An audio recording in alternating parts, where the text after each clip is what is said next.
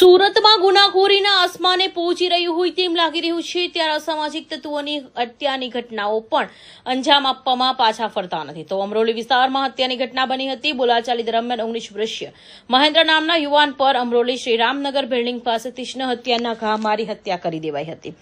એમ્બ્રોઇડરીમાં કામ કરી પરિવારનું ગુજરાન ચલાવતા યુવાનની હત્યા કરાતા પરિવાર દ્વારા ન્યાયની માંગણી કરી આરોપીને ત્વરિત ઝડપી પાડવા માંગ કરાઈ હતી। હાલ તો અમરોલી પોલીસે हत्याનો गुनो नोंधी आरोपी ने झड़पी पाड़वा चक्र गतिमान हाथ धरिया है। जी आपका नाम? सूरज। जी कल क्या घटना घटी है? हम दो भाई बात कर रहे थे बैठ के, तो भाई आया बीच में उंगली करने लगा, बोला क्या बात कर रहे हो, धक्का देने लगा इधर उधर,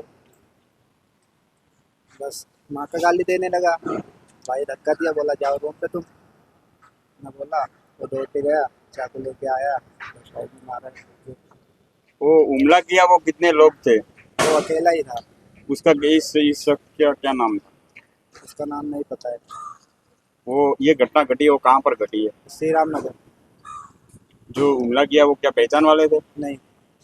अब प्रशासन से क्या मांगे आपको? प्रशासन से मांग रहा हूँ इसके ऊपर सख्त से सख्त कार्रवाई हो। पुराना कोई विवाद था कि? नहीं, पुराना कोई विवाद नहीं था। और जो हमला हुए वो कितने लोग आए थे वहाँ पर? वो अकेला ही था। और जो आपका भाई है हत्या हुई वो अमरोली में क्या काम काज करता था? एम्ब्रॉयडरी मशीन चलाता था। सूरत में कितने सालों से रह रहा था? 1 साल से। अब प्रशासन से क्या मांगे आपको? हमारी मांग है कि उसको सख्त से सख्त कार्रवाई की जाए और पकड़ा जाए।